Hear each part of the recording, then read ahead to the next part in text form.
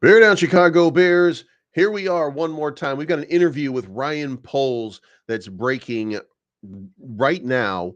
And he had a lot of interesting comments about Justin Fields, about the trade, about that he and Matt Eberflus got together in order to inform Justin of the trade. And for just this week, by the way, guys, when I show you some of this, you're going to understand like it's just chilled out. Like, it's legal in Illinois, guys. Just chill out. You know what I mean? Like just calm down a little bit.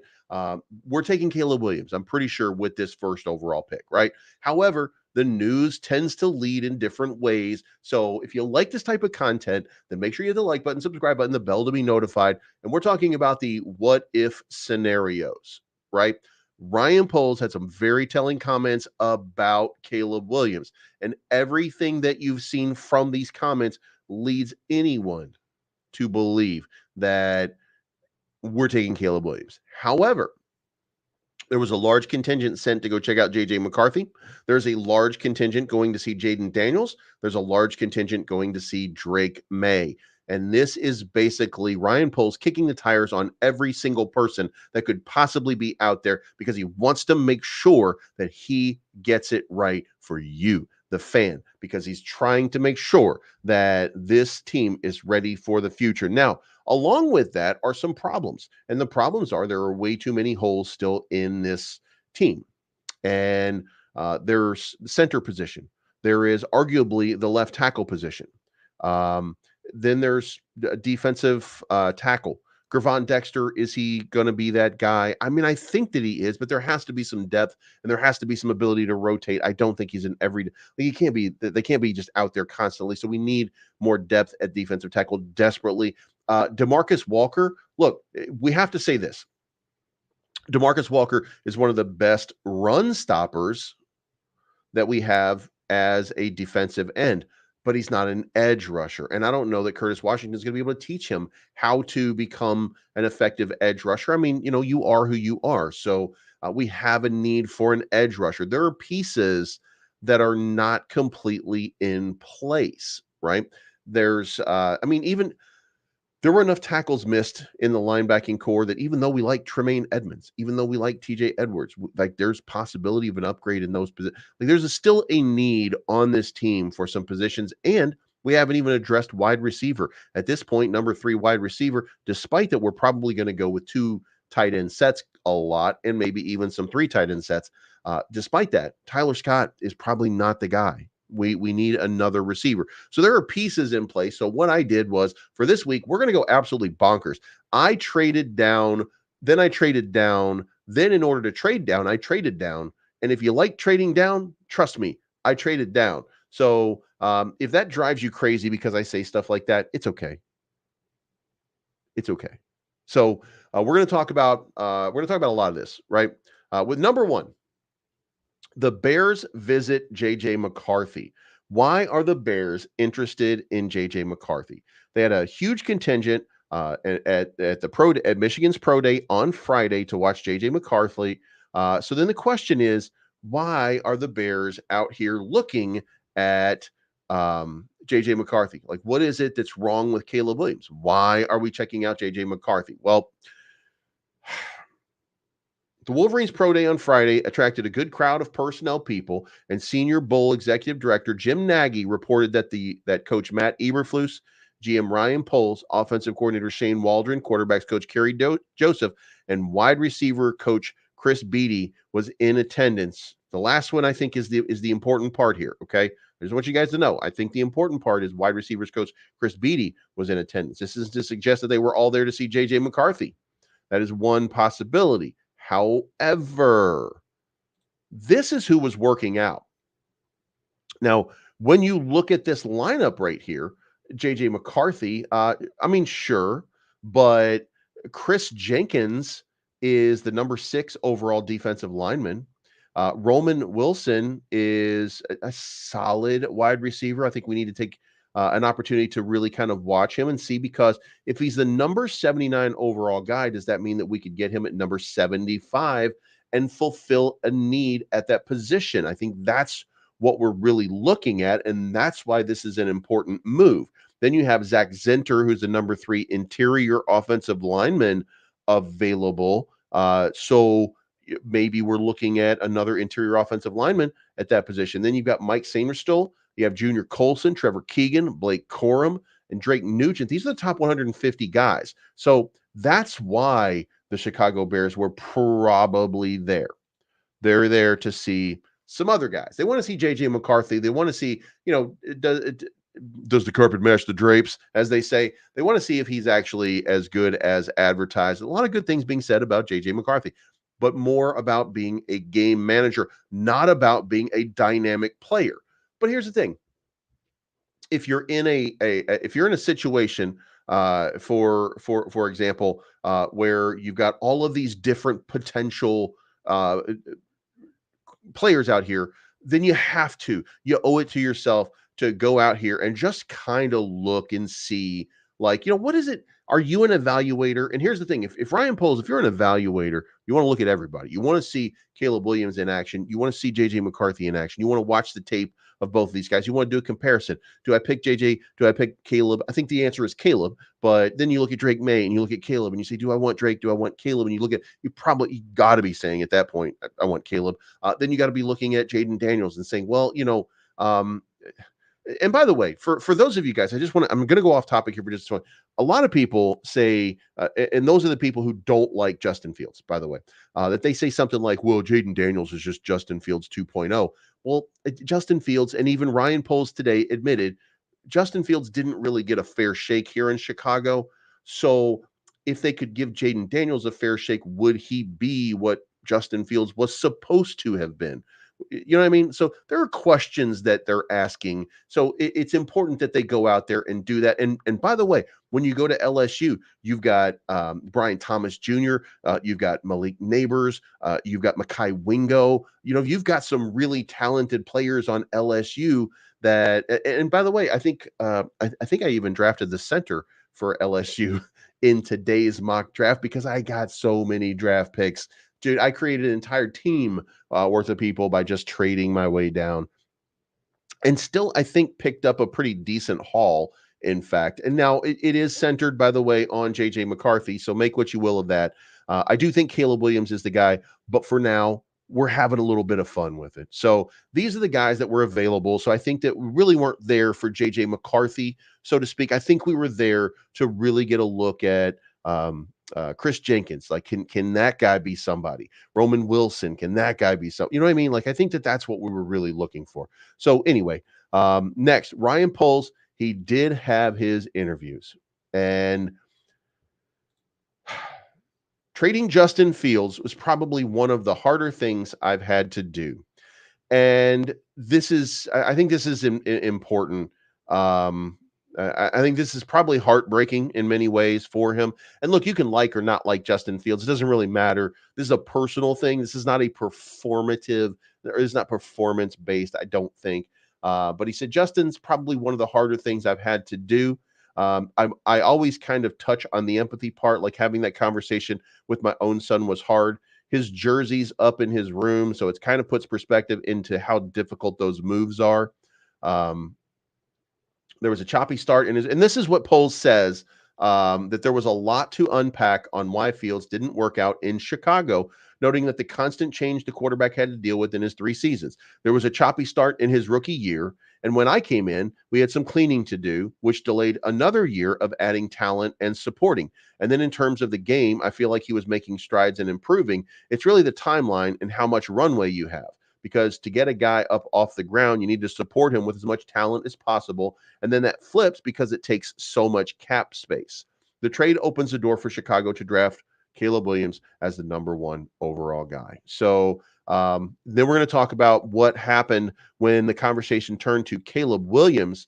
And when Caleb Williams became the topic of conversation, Ryan Poles said they don't like him, they love him. And what he was talking about was all of the players that play along with Caleb Williams. So, and he's talking about when they went to the when they went to Caleb's pro day. He said, when you talk to his teammates, they don't like him, they love him. His leadership, how he brings people together, he's intentional with his leadership. Same goes with the staff. I'm having a hard time finding a person that doesn't like him or even love him. Um, he said that those same people believe Williams can reach the highest limits. The Bears are going to host Williams for a visit to Hallis Hall the first week of April. That's when their first round of visits with draft prospects will be held. The Bears will get a medical exam of Williams, which is a concern, by the way, for most people. So they are going to look at his medical records. It's not he's just worried about making sure that his medical records are available for the team that wants to draft him. The Bears' work on the quarterback class will continue this week.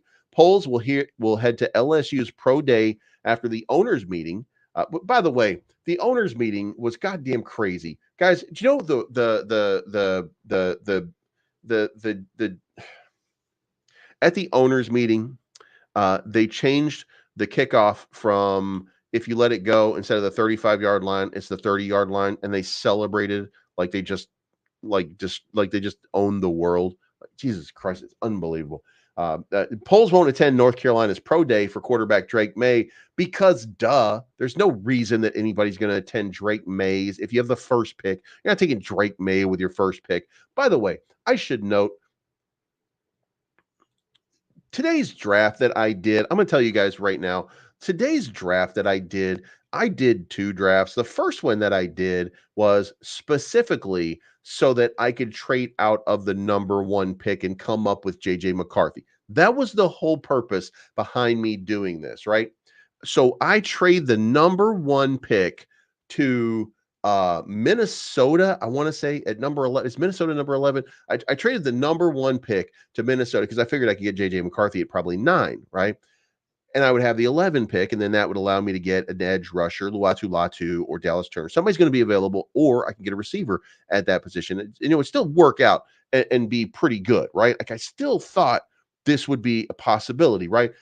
Do you know that the first person selected in that draft was JJ McCarthy over Caleb Williams, Drake May, and Jaden Daniels? And I just looked at that and I was like, well, fuck that. I'm not going to do that one. So then I reset the draft entirely. And it was wild, though. It was absolutely insane. JJ McCarthy became the first pick in the draft because I moved to Minnesota and because there's so much conversation about Minnesota wanting JJ McCarthy right now. I think when they programmed this in, the algorithm kind of took over the logic of it and made JJ McCarthy the first pick. Now, the second time I did the trade, they took Caleb Williams, but it was really weird to see JJ McCarthy be that first overall pick. So, but yeah, it was crazy. So, anyway, the Bears are going to be looking at LSU. They're going to be looking at Jaden Daniels. They're going to be looking at Malik Neighbors, Brian Thomas Jr., Mekhi Wingo. There's a lot of different, Jordan Jefferson, defensive tackle from LSU. Like, there's going to be a lot of people out there, be a lot of talent that's out available that they're going to be scouting over the next bunch of days. And now on to Poles. He says that he discussed the Bears trade of quarterback to the Pittsburgh Steelers, and he says that he and Coach Matt Eberflus got together at Eberflus's house and called Fields. It was one of the harder things we had to do, but I thought it was necessary for us to head in the right direction. He said that Fields' jersey is still hanging in his son's room, and that puts into perspective how difficult those moves are.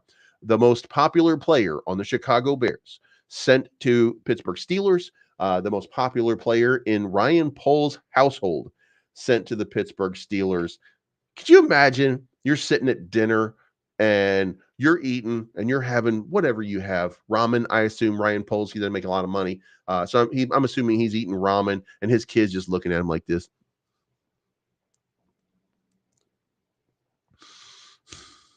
You know what I mean? They're just upset and just angry with him because he got rid of his favorite player. And he's like, you're going to buy me a New Jersey, right? We don't even know what number it's going to be. By the way, Keenan Allen's 13. So what's Caleb Williams going to be? I mean, if he goes number 1, there's going to be a revolt. I got a feeling there'll be a revolt. But he mentioned the choppy start Fields got in Chicago. Said this is not fair for what he had to deal with. We had to do some house cleaning, and here we are. So one thing that we can say is, I mean, guys, and we should point out that we had a fantastic time. Like, it was really fun. what we had with Justin Fields, even if it didn't lead to a lot of victories. Um, you could see the team developing in the meantime. You could see the entire team getting better, despite that. You didn't see the same sort of improvement out of Justin Fields that you wanted to. You could, you at least were able to. You were at least able to see what I thought was some growth out of the team and even Justin Fields to an extent. But of course, Justin Fields just didn't show enough in that period of time. So moving on here, though, there is an article up right now, and it talks about 3 former Chicago Bears players we're glad are gone and 2 that we wish had stayed. And I was interested in this article because I was wondering, like, who are we glad is gone, right? Like, just wondering. And the number one guy was Darnell Mooney. Are we glad that Darnell Mooney is gone, really? Mooney's career in Chicago, and here's the article. Mooney's career in Chicago was kind of a bummer. He started off so well, ending his rookie year with 660 catches and 600 yards before having what looked like a breakout sophomore season, catching 81 balls for 1,055 yards and 4 touchdowns. Lord Crimson, wait till we get there. This is a wild list. Um, Catching 81 balls for 1,055 yards and 4 touchdowns. In a Chicago Bears offense, he seemed like an obvious extension candidate to reset WR2. He was going to be the Z receiver, and it did not work out. Then, for whatever reason, it just didn't happen. Over the next 2 seasons, he didn't even get back to 80 yards or 80 catches and 1,000 yards. His targets dried up. He stopped breaking tackles. And while the analytics says that his drops weren't a problem, I'm not sure there's a single Bears fan out there who agrees. Cough, Browns game, cough. It's good to see him get a second chance, and a well-paid one at that, with the Falcons. Called it, by the way, $13 million. But with the wide receiver room the Bears may have in a month, it's not like he'll be missed too much in Chicago. God damn, man. These guys are going for the jugular. You know what I mean? Number 2, Justin Jones. Financially, I agree with this, by the way. And financially, I agree with Darnell Mooney, by the way. But Jones deserves a lot of credit for making 34 starts during 2 very lean years in Chicago. Before the Bears defense traded for Montez Sweat and got, good, Jones was plugging away as one of the few difference makers on that side of the ball. It's not that he was good per se, but he was certainly better than most everyone else he was playing beside. While he did set a career, this guy is a real salty sumbitch. You know what I mean? While he did set a career high in sacks last season, Pro Football Focus grades show a player who has consistently been in decline since his 2020 season with the Chargers. The Bears still haven't come close to figuring out who's going to replace him. That's maybe the 9th overall pick, what it may be for, but a clear upgrade was needed. He got paid 3 years, $31 million by the Cardinals, so all's well that ends well. And then Nathan Peterman. Any quarterback that manages to stay in the NFL for as long as Peterman has, despite playing like Peterman has, deserves some modest praise. But Peterman was the quarterback on some of the most abysmal offensive lineups the Bears have run out of there in some time, which is saying something. It's not like current backup Brett Ripien is any more inspiring, but Peterman will always, in some part, remind Bears fans of that 14-game losing streak. Not being one snap away from starting a quarterback who's only made 5 of them in 6 seasons is a welcome sigh of relief. And then the 2 guys that they wish had stayed. Justin Fields, given everything that's happened over the last 3 years, Fields was pretty obviously better suited playing somewhere else in 2024. And if the Bears had the 5th overall pick instead of the 1st, there's a good chance he'd be running as QB1. And that's something that we should probably point out. If it were not for the fact that if we're not for the fact that we have the number 1 overall pick and that Caleb Williams is a lock at this point, then and by the way, even though he's a lock, I'm still drafting JJ McCarthy in this draft. Just so you guys understand. It's not because that's what we're going to do. It's because we're doing a mock. That's what a mock is about. But that's not how it went. And like everyone in the NFL points out, every 5 minutes at the end of the day, it's a business. But there's such a what could have been vibe in Fields' time in Chicago, and it's hard to blame any fan that wishes he had stuck around longer. And then Eddie Jackson.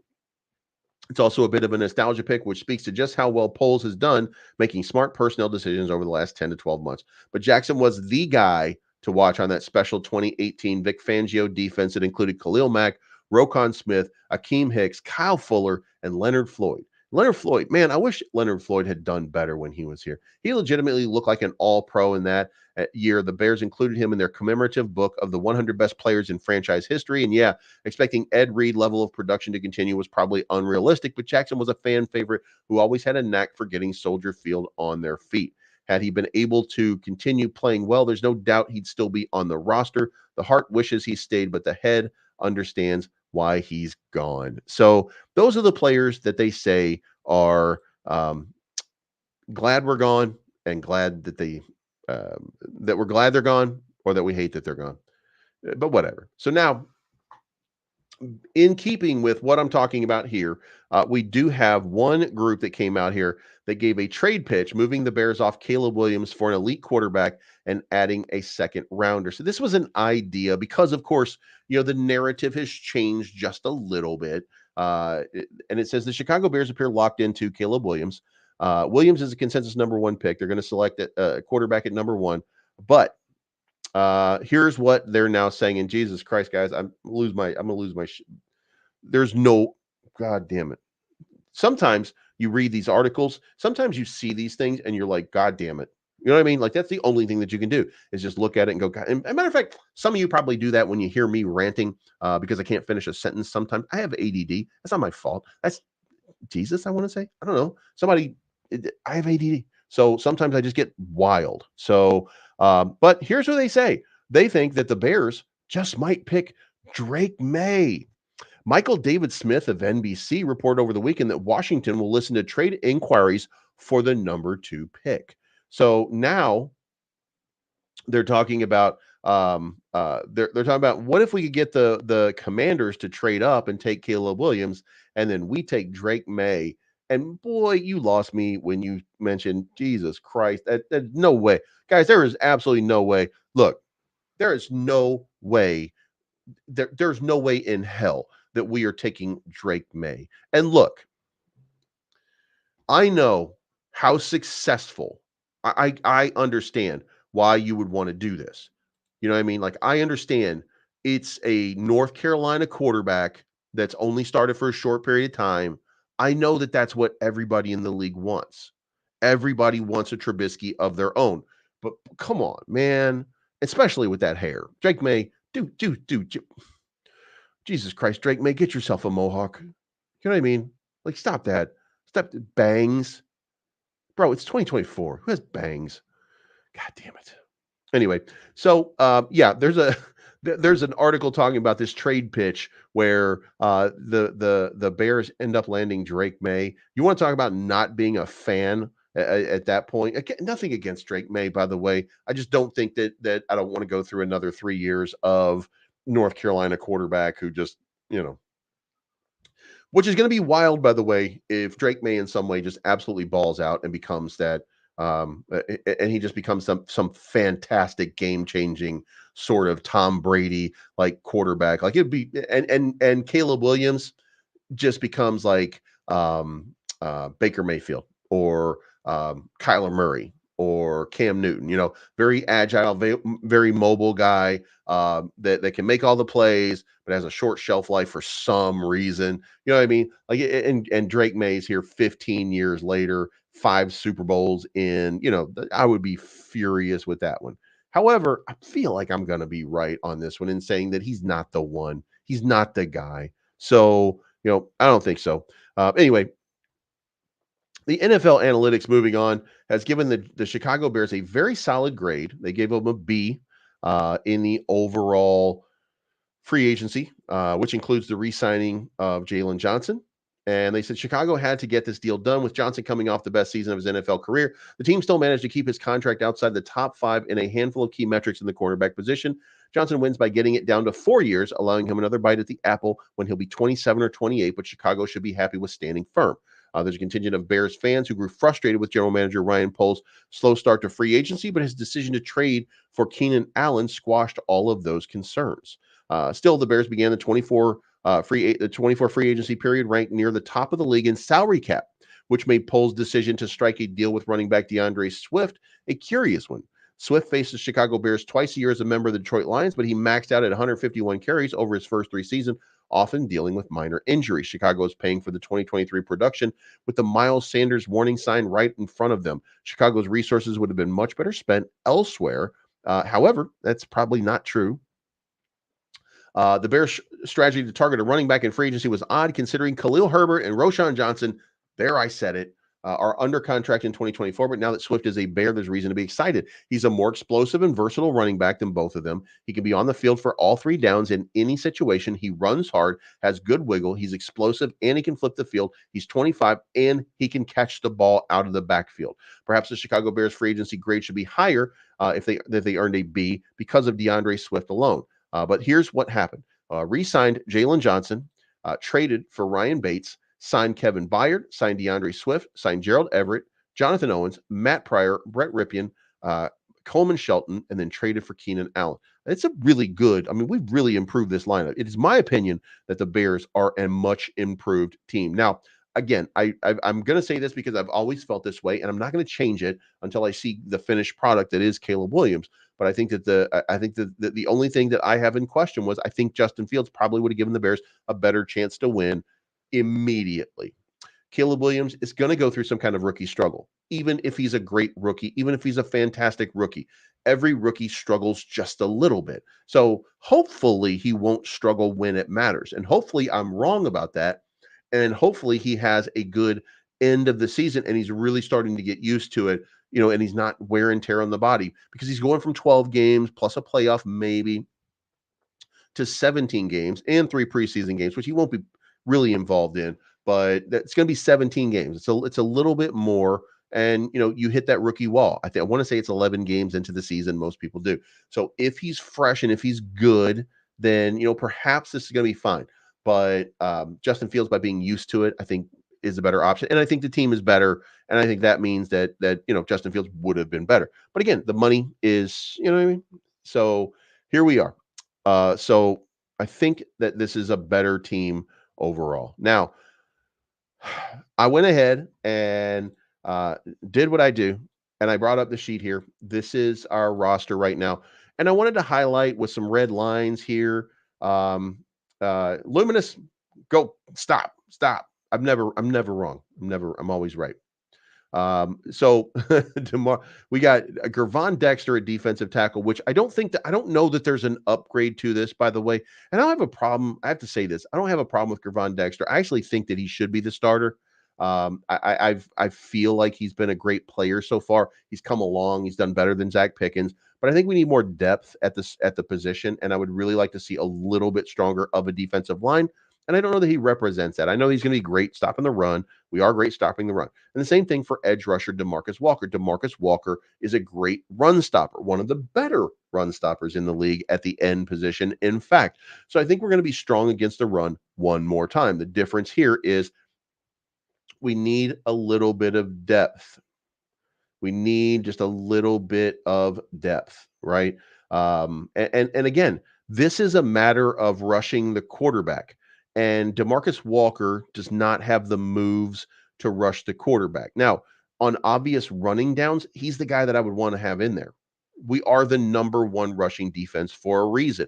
He's a big part of that. Him and Andrew Billings both are a big part of why they're the number one rushing defense.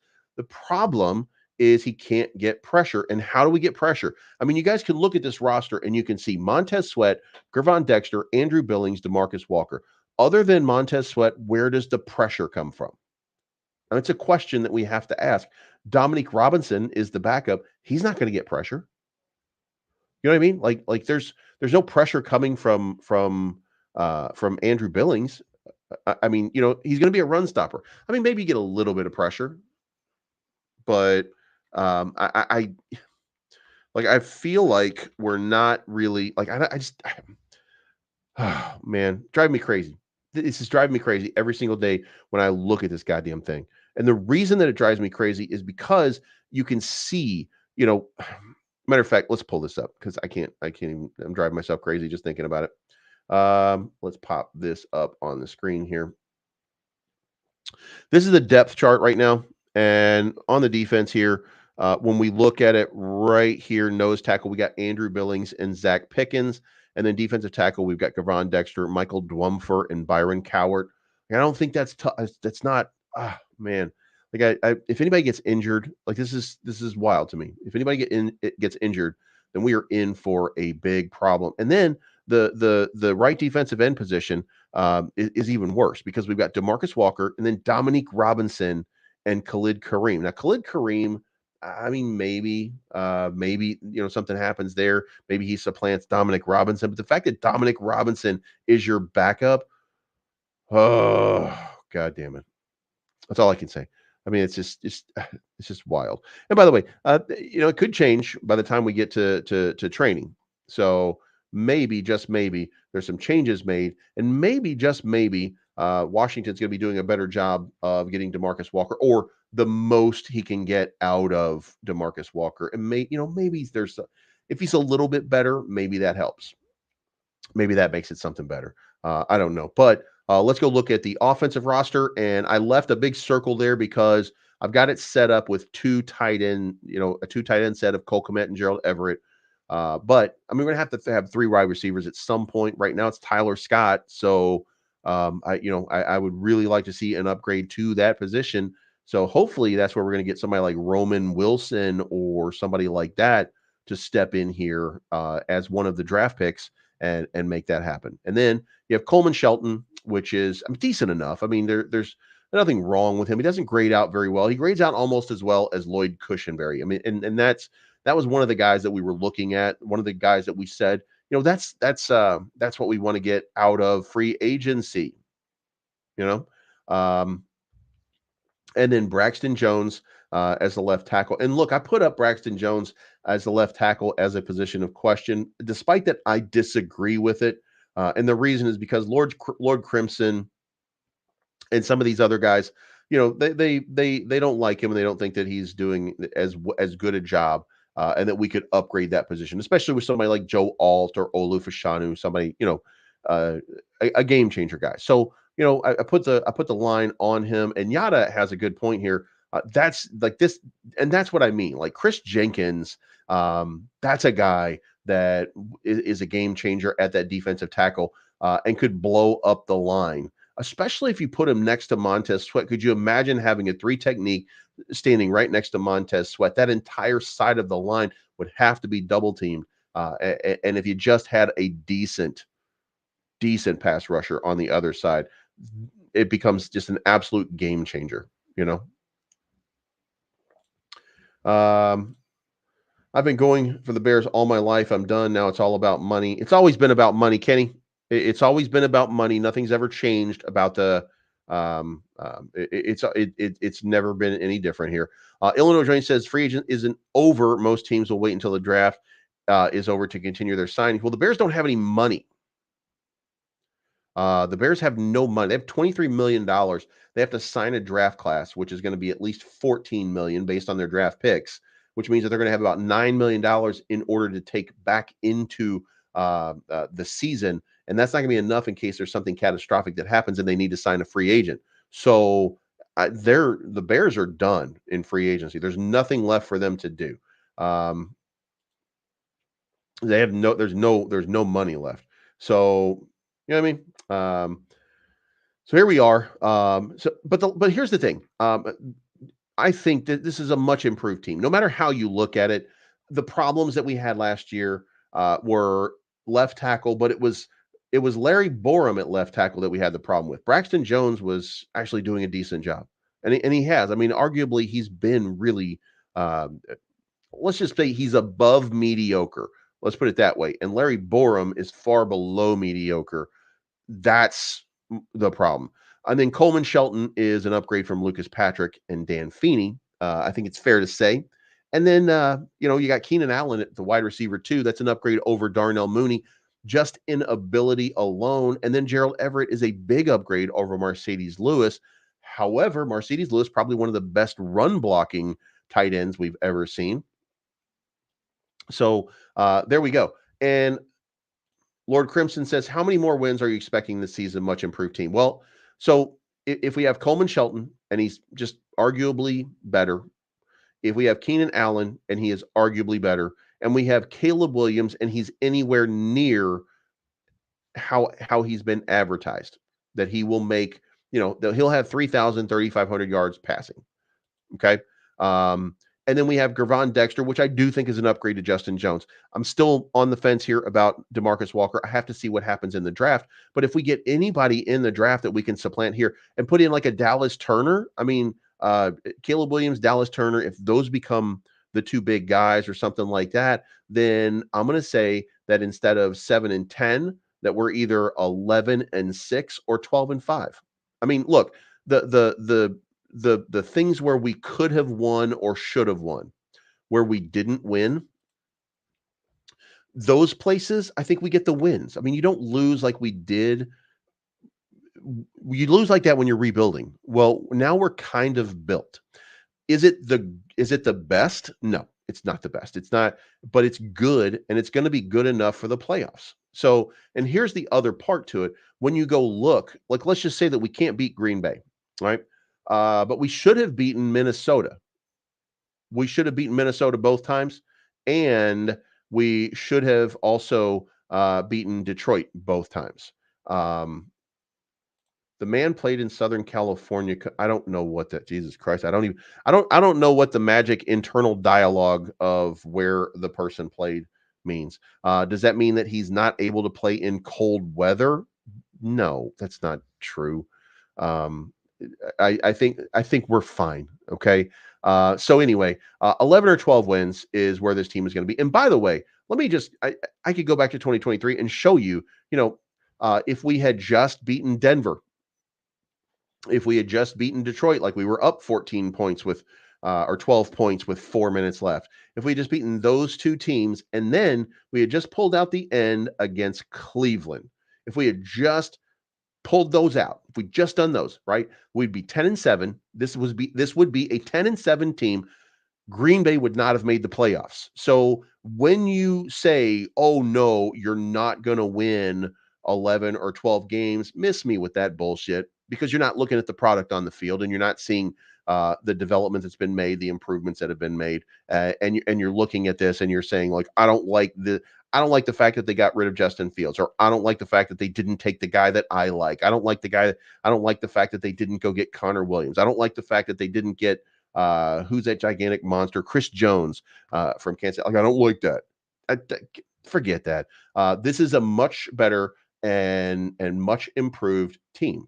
And I mean, what do you need? What do you need in order to say 11 wins? What do you need?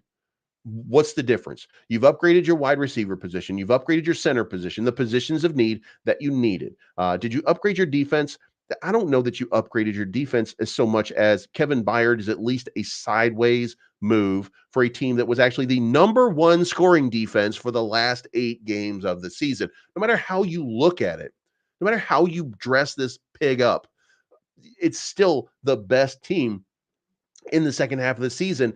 And the secondary is only going to get better. Tyreek Stevenson was a rookie. Jaquan Brisker was in his second year. Like, these are great players that are getting better as they're getting acclimated to the league. They're getting better as they go. Gervon Dexter getting better as they go. And by the way, none of these guys had a defensive coach last year. Remember, there was no coach for the defense. There was Matt Eberflus, and that was it. Matt's going to still call the defensive plays, but now they have a defensive coordinator, and they have a team. They didn't fire everybody. Remember, there was no running back coach last year because he was involved with whatever Lewis was doing on the defense, whatever they did. Both those guys got fired. So this is a coaching staff. Presumably, this is a coaching staff that's going to stick around for the year, and we're going to have much better coaching. We're going to have much better player development. We're going to have much better. Again, it's all theoretic, and I understand that, right? But we don't have any reason to question these guys. We don't have any reason to have as much concern. No, he played in warm weather. So I think that I think we're a much better team. Okay. If you think we're going to get to 11, 12 wins, you should place a lot of money in Vegas because the current odds are only at 8.5 wins. I don't care. Right? And I mean, that's fine. We haven't gone through the draft yet. When we go through the draft, then I bet that changes. So let's see when we get to drills.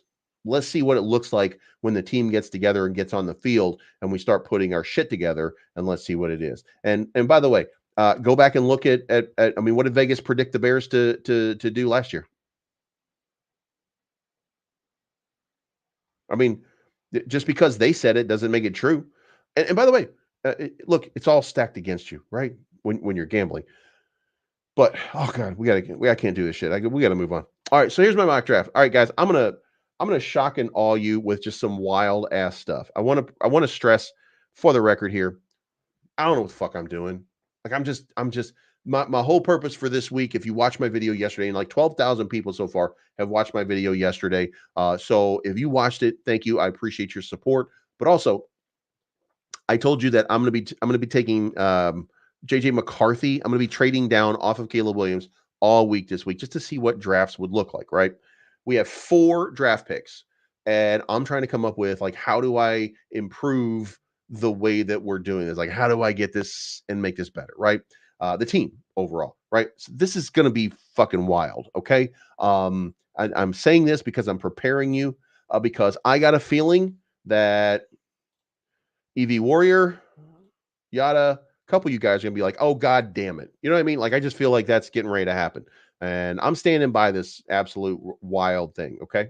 And here we go. Um, god damn it, here we go. All right, so all right. So basically I took everybody in the draft. And this is what I did. I traded down from the number 1 to the number 11 pick. And in doing that, I was able to pick up JJ McCarthy at number 9 as the new quarterback. And then at number 11, I was able to take Luatu Latu as the edge rusher. And then part of that was I was able to trade. Oh, I'm sorry. I took it the number 10, and then I traded down the number 10 to the number 11, and I was able to get 2 draft picks in the first round. And by the way, you can't do this. You can't. You only get 3 draft picks in the first round. So this is not a real draft. All right. But I moved down to 11, got Luatu Latu, number 23, Johnny Newton, and then number 27, I was able to get Byron Murphy. And I feel like I was able to add Johnny Newton and Byron Murphy and improve that defensive tackle position exponentially because those were the best 2 defensive tackles in the draft. Then you have Jordan Morgan, offensive tackle out of Arizona, at the number 1 at the offensive tackle position, number 3. And then I got Adonai Mitchell, wide receiver out of Texas. Now this was not Xavier Worthy, but this was the guy who's actually not 6 foot, 170 pounds. This is Adonai Mitchell, 6'3", 215 pounds. This is the big guy ready for the pros. And then with the number 42 selection, and again, I traded everything. I just kept trading and trading and trading to pick up more picks for this month or for this year. And then I got Zach Frazier. Zach Frazier, second best center graded out in this draft after Jackson Powers Johnson. And by the way, not that far off statistically. And then at number 68, I was able to reach down and grab Roman Wilson. And the thing about Roman Wilson is, why did I take 2 wide receivers? Well, Keenan Allen's on a rental, so I don't know if he's going to be available 2 years from now. I think that he is, but I'm not sure. And then I went back into the well one more time, took Christian Mahogany. He seems to show up in my draft all the time. Christian Mahogany is just one of those guys at the guard position that seems to be available where we are. And then at number 89, Roger Rosengarten, offensive tackle out of Washington. So we filled this roster out full of a couple of people that are either high prospects or people who were playing in the national title game. Roger Rosengarten and Roman Wilson were both there. Then I took James William at linebacker. Again, at this point, I'm not sure these guys are going to make the roster. I think that they are. I think that they're serviceable backups. And then I took Jaheim Bell from Florida State at the tight end position, number 150. And then at number 169, I took Isaac Guerendo, running back out of Louisville, because I got to get one of my Louisville guys in here. At number 169, I took Isaac Guerendo. And by the way, if you haven't watched tape on Isaac Guerendo, I suggest that you go watch it. You will be stunned that this guy is an NFL running back. Is he a great NFL running back? I'm not sure of that, but he's an NFL running back. The guy is big, strong legs, always going forward. He's just one of those guys, and he hits the hole just at the right spot. Has good awareness and stuff like that. So it would be a good pickup, especially if it's a backup that you need just in case. And then Charles Turner, which was the center at LSU. So I took Zach Frazier and Charles Turner at center. I am loaded up on talent in this draft. So this was absolutely wild. So overall, I end up with 14 picks and the number 1 pick from 2025 from Washington. You know what I mean? So there we go. Christian Solid says, I find it really weird that we are trying for quantity over quality draft picks. Well, the reason is because there's a debate right now, Christian, on whether or not this is a solid team or not. Let's go back here and let's look at it one time. Is this defense a solid defense? Well, the secondary is entirely solid. So, let's just say this. Jack Sanborn had a great season. Tremaine Edmonds and TJ Edwards had really good seasons. Tyreek and Jalen balled out. Terrell Smith, Kyle Fuller, or Kyler Gordon, sorry, had great seasons. And then we didn't have a great season from Eddie Jackson, but we had an okay season. And we had Jaquan Brisker and Terrell Smith. Both of them had really good seasons. And then so this is uh, Gervon Dexter and Demarcus Walker are still holes. And the question, you literally the team was better. That doesn't mean great, by the way. There's levels to better. So it is wild that you can't. It's wild that you can't discern the difference between better and the greatest. That's kind of wild. Or you're just wanting to pick an argument because you like Justin Fields or some shit like that. And then over here, you got no wide receiver still. You got Keenan Allen as your number two, but you don't have a slot wide receiver. Again, I think we get over that because of Gerald Everett and Cole Kmet because we're going to run a lot of two tight end sets, but you still need that third guy, and we don't have that third guy. And Keenan Allen's on a rental, so you never know what you're going to get there. And then you have Coleman Shelton. Coleman Shelton is better than Lucas Patrick. He's better than Dan Feeney. He's better than Cody Whitehair. But is he the future? No. Braxton Jones, same thing. He's actually pretty decent, but some people are still on the fence about him, despite the fact that he's had a decent season. The problem with the left tackle position was he was injured, and Larry Borum is in there. So and for Brian Vaughn says, I think Dexter will be fine. We do need an edge, though. It's not about for me. It's not about Gervon Dexter. I like Gervon Dexter. I actually like him. But you just saw the Byron Cowart and the Khalid Kameen. That we don't have a defensive tackle room that's strong. We don't have we're not going to be rotating, or if we do, we're going to be having some serious steps down in our rotation. We don't have a strong depth at defensive tackle, and we don't have same at the edge rusher position because the backup there is Dominique Robinson, and Dominique Robinson on almost every statistic grades out as one of the worst defensive ends in football right now.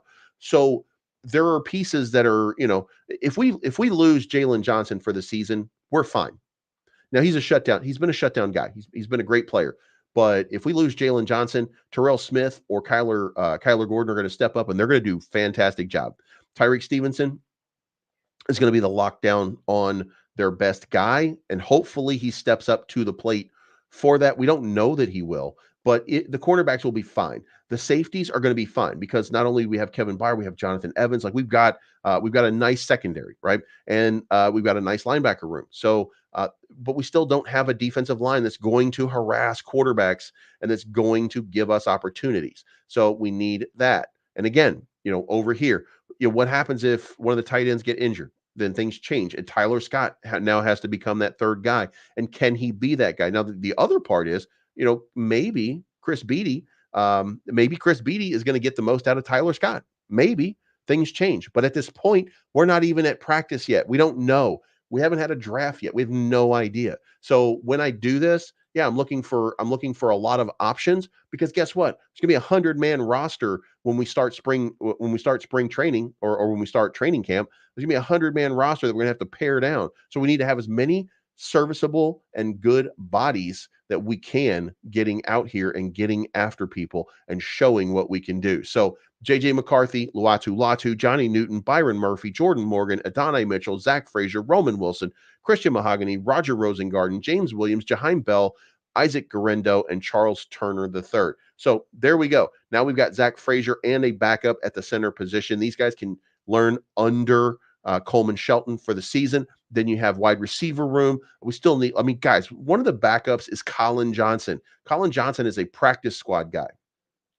He's not going to be a star. He's going to be a replacement guy. And by the way, it's not even I don't even have a problem with Colin Johnson, except for the fact that just like he can't make the plays. So here's the thing: we're a better team with a lot of draft picks. If we were to to just go with, let's just call it, we did a draft, and our draft was 4 picks. Then this is what it looks like. Um, let's pop it up on the screen.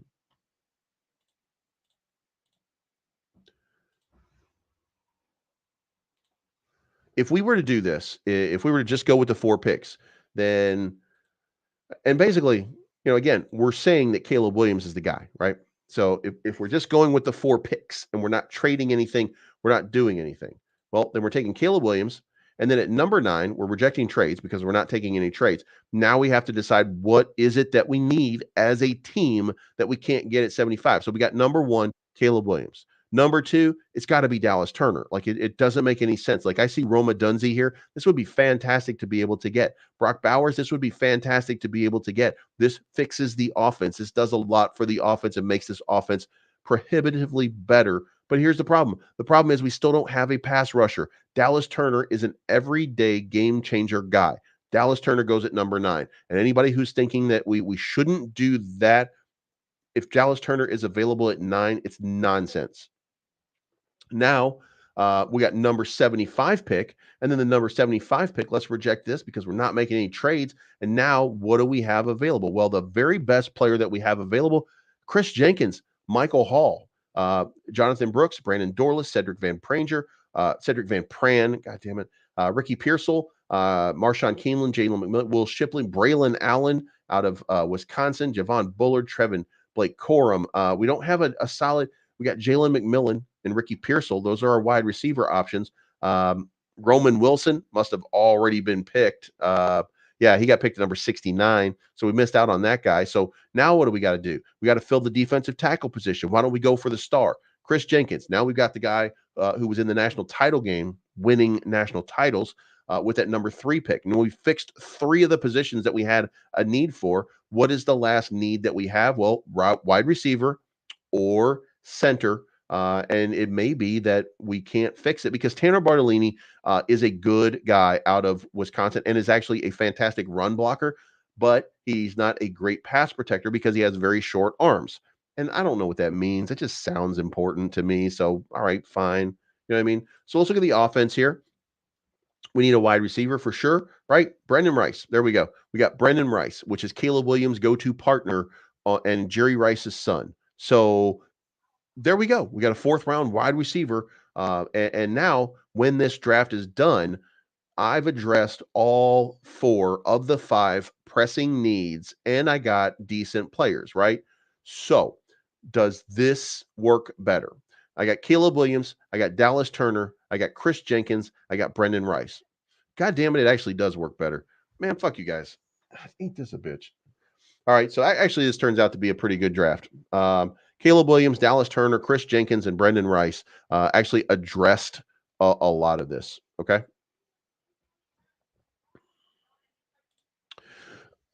Yada.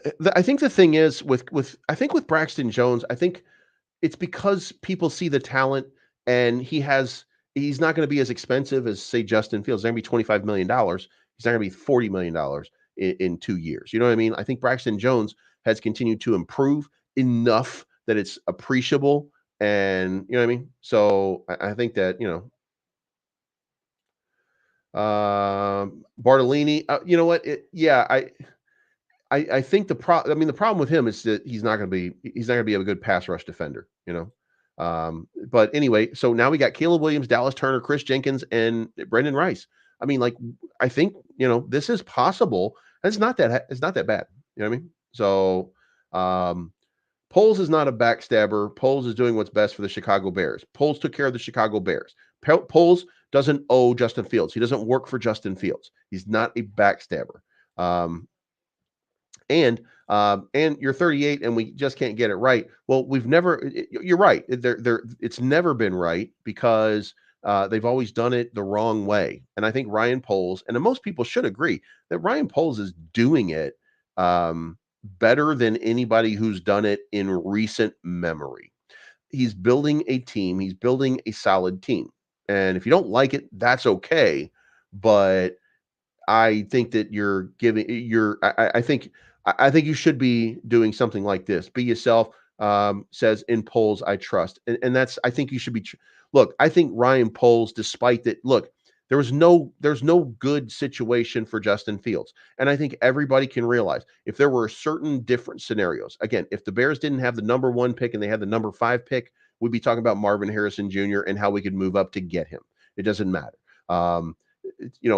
This is a situation in which you have somebody who's grading out on so many different report cards as a generational talent in Caleb Williams that it's just too hard to pass up.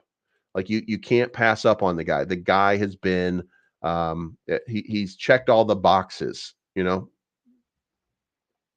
And yeah, if we lose Montez Sweat for some significant time, we would be in trouble. Your options are going to be Dominic Robinson and some dude. You know what I mean?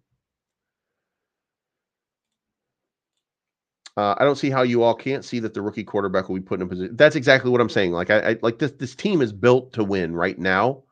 I think it is my opinion that we would probably be better off in this first year with Justin Fields. Okay. And it's because he's familiar. He knows I'm not saying he's better, by the way, than Caleb Williams. As a matter of fact, what I'm saying is he would probably just be more acclimated to whatever's going on. He would be more familiar with the NFL system. When it gets to the playoffs, maybe the pressure would be off of him because of that. I think that the potential is that Justin Fields would not have the rookie errors and stuff like that. But here's the thing: we're going to have the rookie errors, and maybe, just maybe, if this guy is as good as advertised, that the rookie errors are not going to be nearly as pressing as they might be other you know as they otherwise would have been. It's funny how people saying Jaden Daniels is the best quarterback, Caleb Williams is the best quarterback. People are just going to hate. Well, you know what? I don't think that's it. I think that people look at if you look at the stats, if you look at if you do if you do the hot eye take, then you got to remember Caleb Williams. He checks off those Tom Brady boxes where he's got a huge arm. He can make all the throws. He makes quick decisions, good reads, and stuff like that. But he's got a little bit of the elusiveness that you're looking for in somebody. So people see that and they see that prototypical drop back, which makes him that guy. Then people look at Jaden Daniels and they see that this is and they see Jaden Daniels and they like, well, this is the Lamar Jackson guy.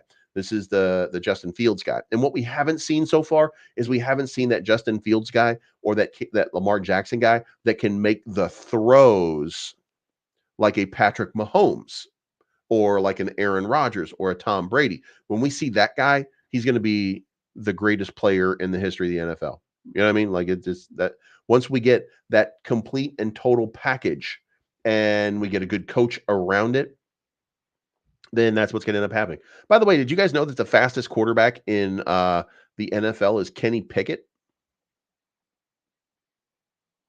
I'm going to let that sink in for just a second. Did you all know that, by the way?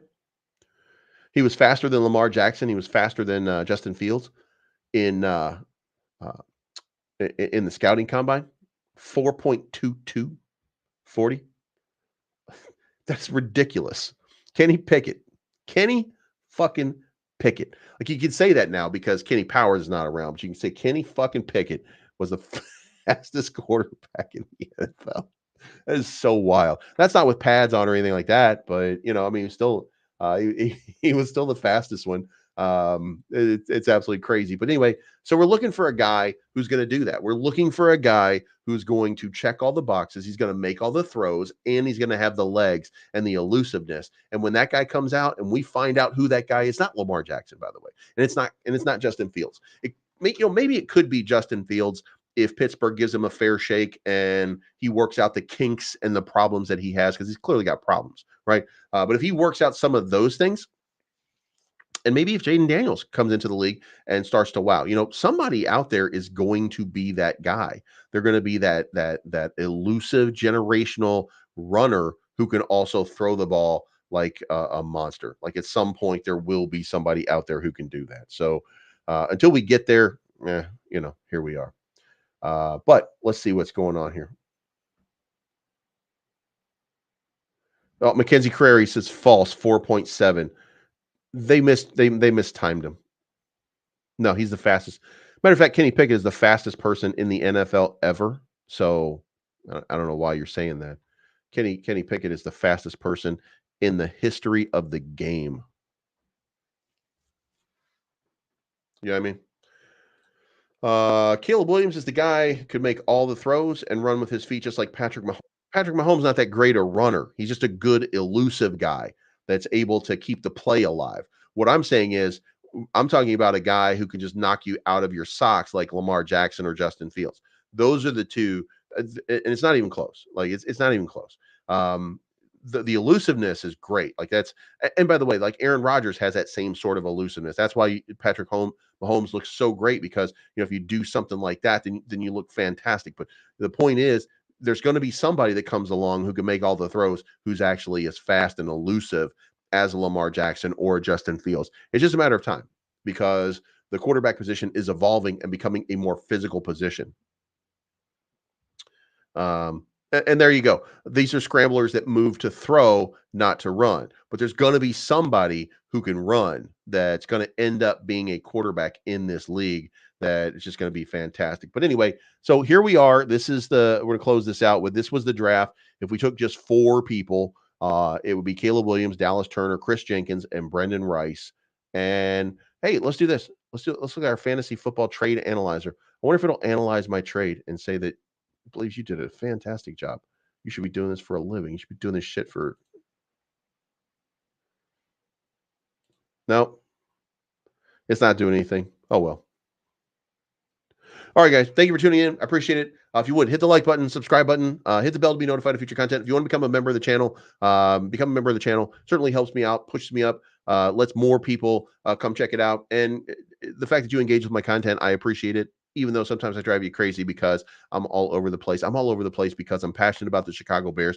I want to see the Chicago Bears succeed. And I'm also a maxi. So I'm going to be supportive of the Chicago Bears. I'm going to be supportive of Ryan Poles until there's a reason not to be. And here's the thing. I don't think there's a reason not to be supportive of Ryan Poles at this point. Everything that he's done has been good. Sometimes great. A few times he's made a few mistakes. Chase Claypool got rid of that mistake like right away. You know what I mean? Otherwise, he's been and there it is. There it is. Say it again. Dominique Robinson.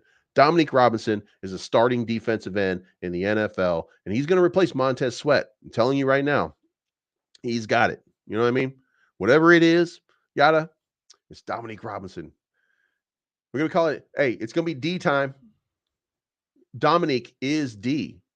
I mean, you can't have a D that doesn't start with a D. You know what I'm saying? So D up. All right, guys, that's it. You guys have a good day, and we'll talk to you again very, very soon. See you tomorrow. Same bat time, same bat channel.